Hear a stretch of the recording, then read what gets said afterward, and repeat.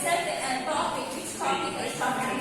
Binomial distribution. Please listen now. No need to write anything. Please listen for some time. Let me give the introduction and then we shall enter into binomial distribution. Now here, second unit concern. Our unit heading itself has some probability distribution. In that probability distribution, mainly two categories are there, students. One is discrete and another one is continuous. By this time, after the completion of the first unit, you are clear with these two words, I suppose. Discrete means it is separate. Continuous means attested. Without any gap, continuously when you have it is continuous. So continuous means attested, namely especially intervals, class intervals A, B, C, D, 0, 1, 0, 4, 10, 12. Like that when you are given as class intervals, it comes under continuous category. Otherwise it is discrete. Discrete means separate. X equal to 1, 2, 3. X equal to 10, 11, 12. If you are given with comma, those values, then it comes under discrete case. Otherwise it is continuous case, right? So now in this discrete we are going to see few distributions, and in continuous topic we are going to see few distributions in this unit. Okay. So in the question paper you will be mentioned only that sometimes you will not be mentioned distribution even. 5 to 6 distributions we are going to see in this unit. Binomial distribution, Poisson distribution, exponential distribution, uniform, normal, variable, etc. Few comes under discrete case, few comes under continuous case. To start with, I will complete all the discrete distributions and then I will enter into continuous distribution, so that it will be easier for you, because normally discrete means we will do summation, add. Continuous means we have to do integration. It's a general human psychology. Adding, summation, we feel it easier. Integration, little bit difficult. So let me complete addition first and then I will go to integration. So let me this binomial, Poisson and discrete cases. Let me complete the distribution and then I will go to continuous distributions, namely uniform, exponential, gamma, normal and continuous distributions, variable distribution. Is it okay? Let us go there. So to start with the binomial distribution, which is a category under this discrete case. Let me give the introduction first of all and then we shall do the problems for this binomial distribution. Whenever I say the word distribution, it will have a PMF or PDF. It will have a PMF. Phones kept in the front, students, all of you. Each and every period I have to say, please don't expect that from a staff member, students. Keep all your phone numbers in the front. Pass it on. Nobody should have your phone with you. This is applicable for all the classes. Don't expect the staff member to say always. Please pass it on the phone. If I find out any phone with you, you will not be given phone back.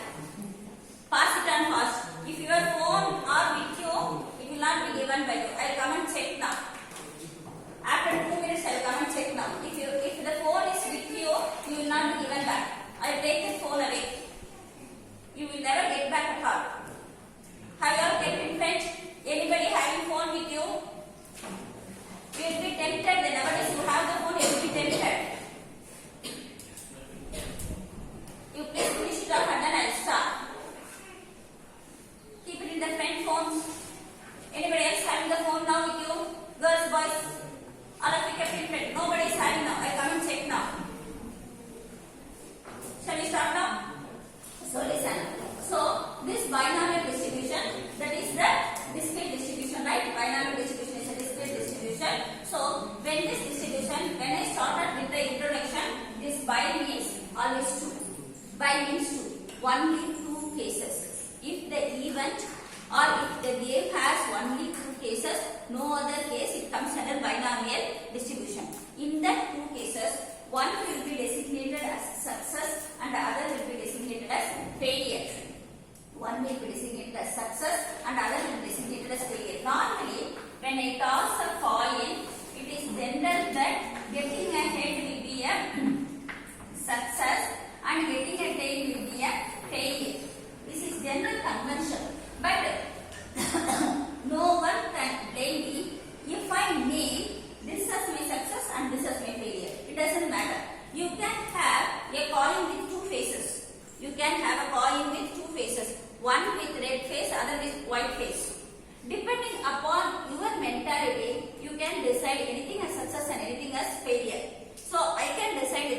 White face if I get, it is a success. Red face if I get, it's a failure.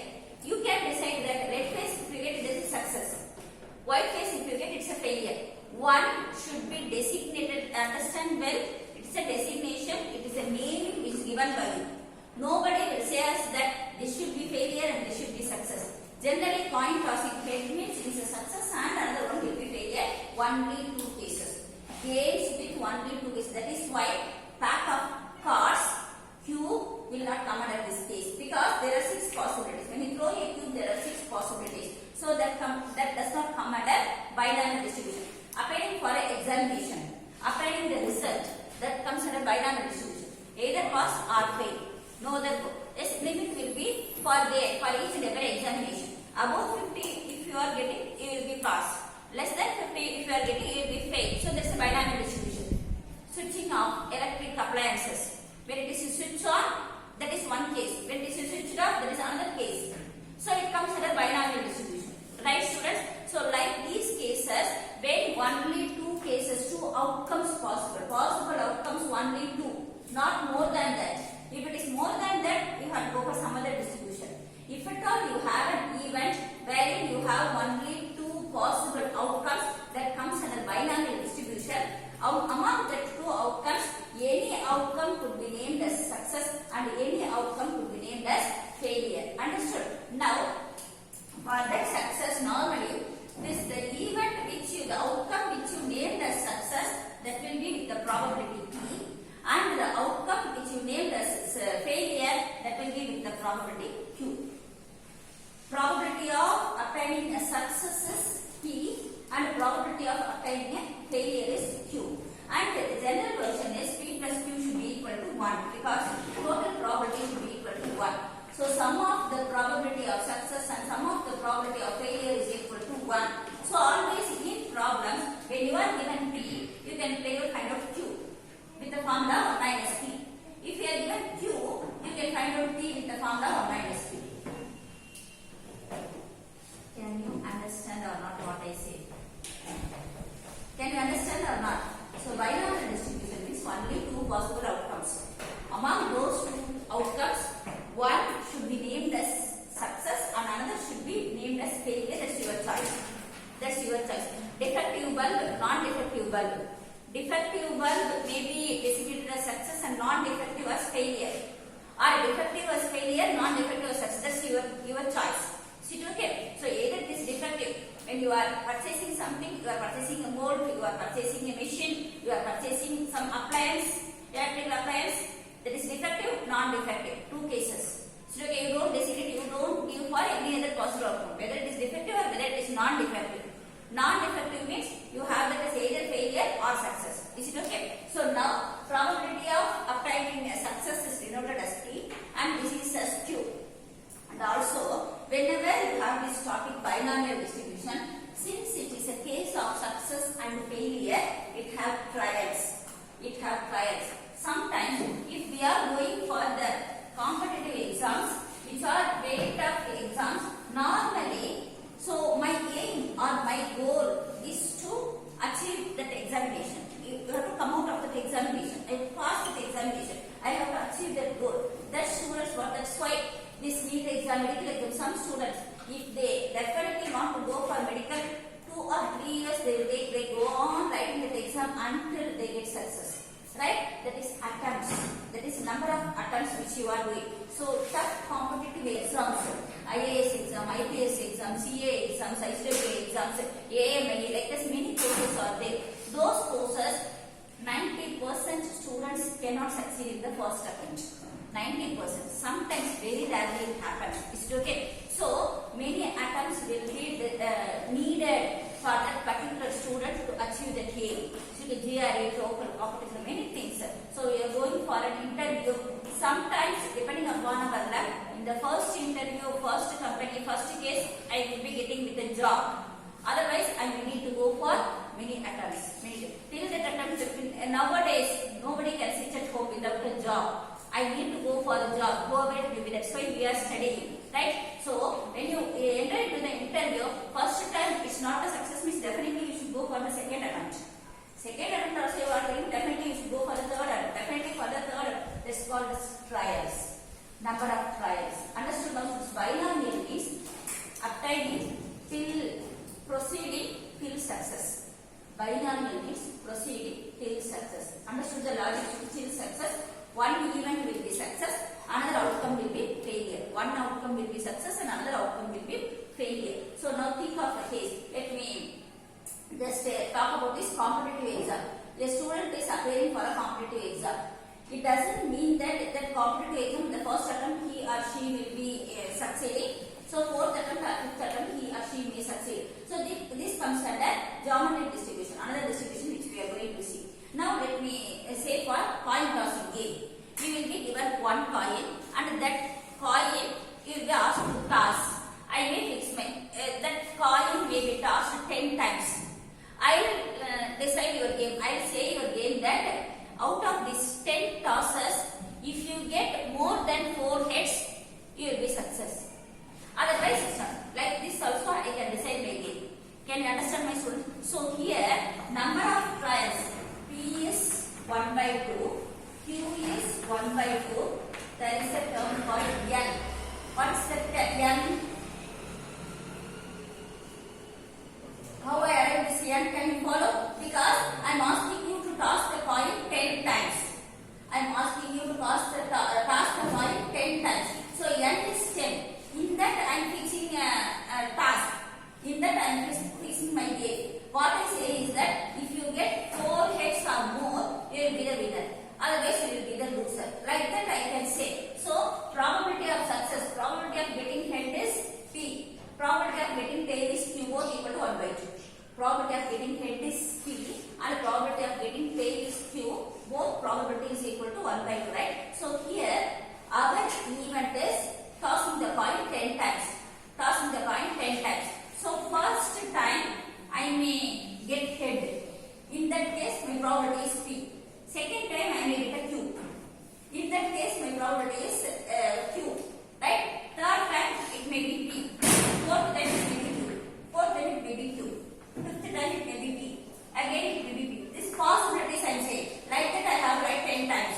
1, 2, 3, 4, 5, 6, 7, 8, 9, 10. This is one of the combination.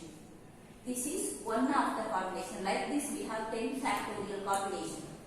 Like this, we have 10 factorial combination. Right, students? This is one out of the 10 factorial combination. One combination I have written there. So, if I give you one coin and if I ask you to toss 10 times, this is one possible outcome. Can you understand? Can you understand? Now, in this, how many P's are there? How many P's are there? 5 P's. 5 P's means you won't understand it clearly. Let me change. So I have 4 P's. And how many Q's I have? 6 Q's. So this is nothing but P power 4, Q power 6. Can I write or not? P power 4, Q power 6. Can I write or not? 4 P's, 6 Q's.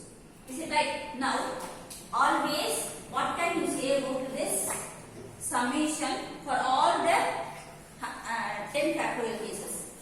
Sum must be equal to, suppose if it is P power 3, what will be Q power? 7. Very good. If it is P power 1, what will be Q power? 9.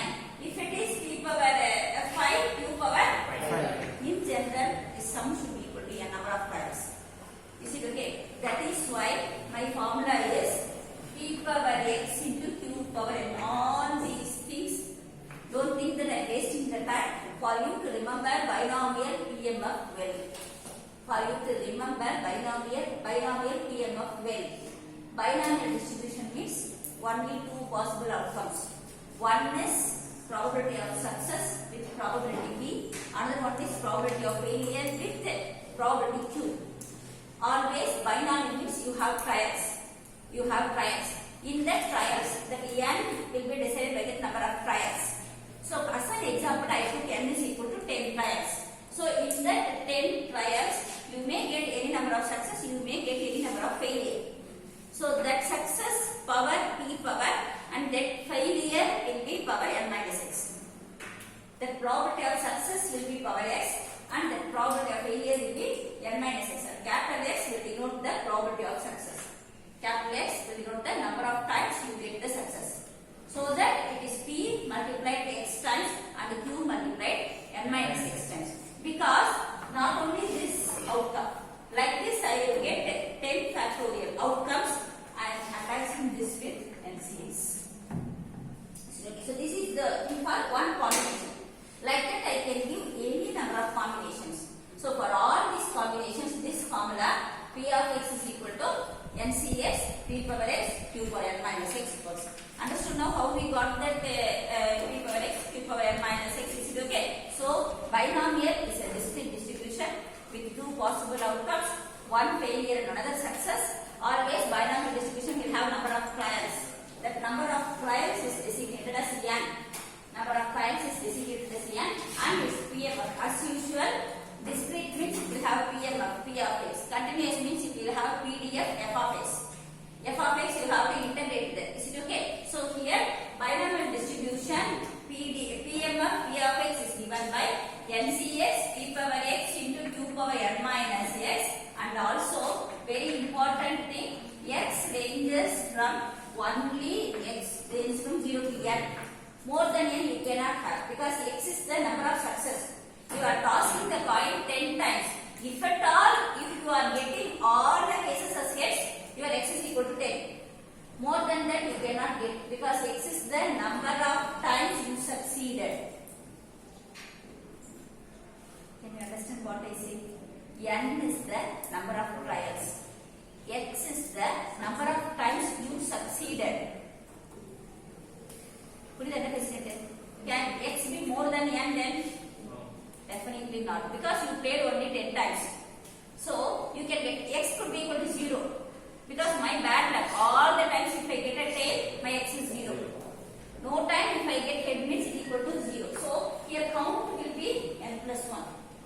Count will be N plus 1. So X takes the value 11 values because X can be 0, X can be 1, X can be 2, X can be 3, 4, 5, till 10.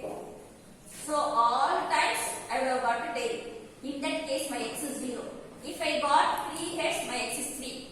Maximum possible cases X is equal to 10. I can get only 10 heads, not more than that because you are asked to toss only 10 times, not more than. Number of trials is N, X is the number of times you succeeded. So X ranges from 0 to N. Understood now the logic? Now what is binomial distribution? So binomial distribution is nothing but a distribution with which you are having only two possible outcomes. One is probability of success and another one is probability of failure. Success probability is P, failure probability is Q, whose PMF is given by NCX P power X into Q power N minus X. In the next class when I ask the PMF, today I told many times, tomorrow you have to give the PMF without any difficulty. Is it okay? So binomial distribution PMF is given by NCX P power X into Q power N minus X, and X ranges from 0 to N. Not 1 to N, 0 to N, because 0 also possible. X is equal to 0 means no time you succeeded. That is X is equal to 0. Is it okay? So X ranges from 0 to N. And in the usual procedure, you can derive the mean and standard deviation or variance of the binomial distribution. So E of X is denoted by the for binomial distribution. This also you should remember. For binomial distribution, E of X. Please check your notebook whether you have all these things I gave on that day, I suppose. What is the mean of a binomial distribution which you wrote?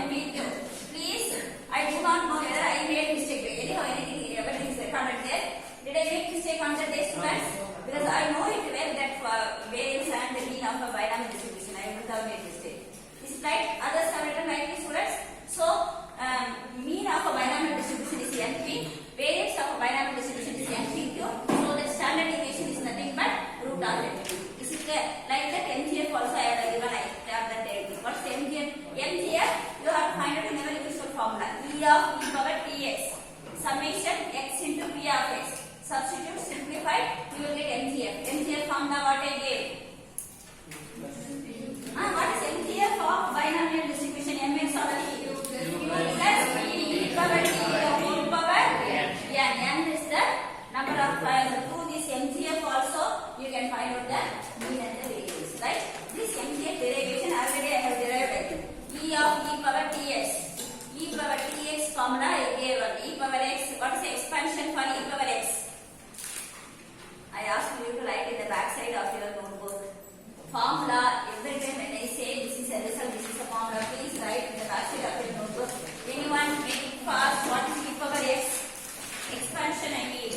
1 plus x. 1 plus X by factorial 1. very good. You found out. You please wait. Anybody else? Why even with your notebook you are not saying students? What is e power x formula you tell? 1 plus x by factorial 1 plus x squared by factorial 2 plus x cubed by factorial 3 etc. With the help of that expansion you can get this formula. With the help of that expansion you can get the formula for binomial distribution. Okay, now you take out the problem students.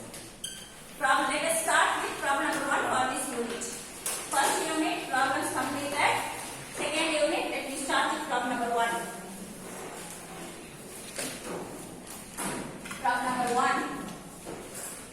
Find the binomial distribution. Find the binomial distribution for which the mean is 4. Mean is 4 and variance is 3. Mean is 4 and variance is 3. Binomial distribution mean is 4 and variance is 3. Solution. We know that for a binomial distribution,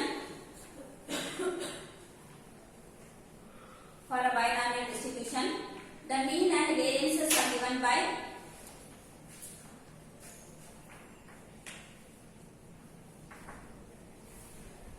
mean and variance